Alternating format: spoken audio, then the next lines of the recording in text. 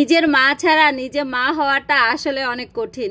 বাচ্চা হওয়ার পর বাচ্চার কাঁথা দেওয়া থেকে শুরু করে বাচ্চার যত্ন, বাবা মায়ের জন্য রান্না, সব কিছুই মা ছাড়া আর কেউই খুশি মনে করে না পরম যত্নে। মা হওয়ার জার্নিতে নিজের মাকেই কাছে পাওয়া যায়। নিজের মাই কেবল না আসার বাহানা দিতে পারে না, এড়িয়ে যেতে পারে না। শত প্রতিকূলতা পেরিয়ে ঠিকই চলে আসে। কপাল ভালো হলে শাশুড়ি মাও করে, তবে সবার ভাগ্যে জোটে না। কে কে মা হওয়ার জার্নিতে শাশুড়ি মাকে পেয়েছেন পাশে? আসসালামু আলাইকুম, সবাই কেমন আছেন? ভিডিওটা আজকে একটু অন্যভাবে শুরু করলাম। সত্যি আমরা মেয়েরা যারা মা হওয়ার জার্নিতে নিজের মাকে কাছে পাই, শাশুড়িকে কয়জন পাই? কিন্তু নিজের মা কিন্তু যতই অসুস্থ থাকুক কোনো তালবাহানা করে না। নিজের সর্বোচ্চ দিয়ে নিজের মেয়েটা কিভাবে ভালো থাকে এবং প্রেগনেন্সির পরে মেয়ের যেন চেহারার লাবণ্য নষ্ট না হয়ে যায় এবং তার যেন শরীরের কোনো সমস্যা না হয়, প্রত্যেকটা দিকে সে এমনভাবে খেয়াল করে কিন্তু তার শরীরেরই 12টা বেজে যায়। মাই আর এই মা হওয়ার পরই একজন মেয়ে পুরোপুরি ফিল করতে পারে একজন মায়ের মর্ম। ঠিক একজন পুরুষ মানুষও পারে, কেন জানেন? কারণ সে চোখের সামনে দেখে তার স্ত্রী কতটা কষ্ট করছে মা হওয়ার জার্নি তার, তখন কিন্তু সেও তার মায়ের প্রতি আরও বেশি শ্রদ্ধাশীল হয়। আসলে সবার ভাগ্যে মা হওয়ার জার্নিতে শাশুড়ির সেবার যত্ন আদর ভাগ্যে জোটে না। কারা কারা পেয়েছেন, কাকে সে ভাগ্যবতী আপুরা অবশ্যই জানাবেন। যাই হোক, এদিকে আপনাদের সাথে কথা বলতে বলতে আমি আজকে অন্যরকম আবল তাবল রান্নাবান্না করছি, মনে যা চাচ্ছে তাই রান্না করতেছি।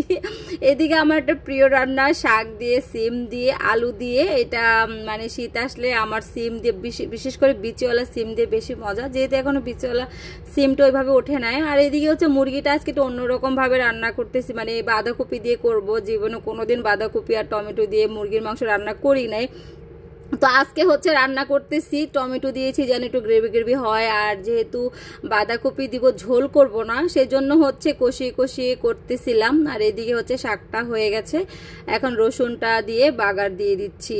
আর আরেকটা কথা হচ্ছে, আজকে দুপুর থেকেই দেখলাম হচ্ছে পেজে অনেকেরই রিকমেন্ডেডটা সাসপেন্ডেড। তা আসলে দেখে প্রথমে মনটা খারাপই হয়ে গিয়েছিল যে আসলে ফেসবুক পেজে আমরা কাজ করি, এক এক সময় এক একটা প্রবলেম থাকে, এত ধৈর্য এত কষ্ট সত্যি আর ভালো লাগে না। তারপরে যখন দেখেছি যে না সবারই আসছে, তারপরেও তো একটা পেজের কিছু হলে মনে হয় যে কি খারাপ লাগে, আর ভালোই লাগে না। চাইছিলাম আজকে ভিডিও দিব না, কিন্তু তারপরও দিয়েছি। ওই যে ভালো লাগা, মায়া, আগ্রহ, আপুদের প্রতি ভালোবাসা, ভিডিও দিলে আপুদের সাথে খুব ভালোভাবে কানেক্ট থাকা যায়।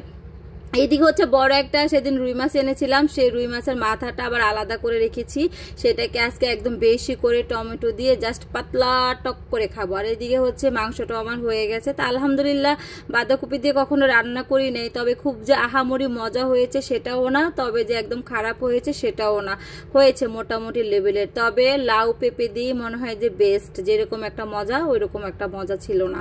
তো এই তো কাঁচামরিচ দিয়ে এখন নামিয়ে ফেলবো। এবার হচ্ছে আমি মাথাটা রান্না করব। আর এদিকে হচ্ছে আমার আপা গতকালকেও ছুটিতে ছিল, আজকেও ছুটিতে ছিল, তো হচ্ছে যেহেতু 2 দিন থাকবে না, সেজন্য আপা আমাকে হচ্ছে সব কিছু গুছিয়ে টুছিয়ে একদম ধুয়ে টুয়ে সব গুছিয়ে দিয়ে গেছে। আমি জাস্ট রান্নাটা বসিয়েছি, কিন্তু তারপরেও কিন্তু কাজ থাকে টুকটাক, ধোয়া মোছা। বুয়া আরেকজন আছে, তাকে দিয়ে আর করাই নেই, তাকে দিয়ে তার মতো করে কাজগুলো শেষ করাইছি, কারণ এই বুয়াটাকে আমি আর রাখবো না।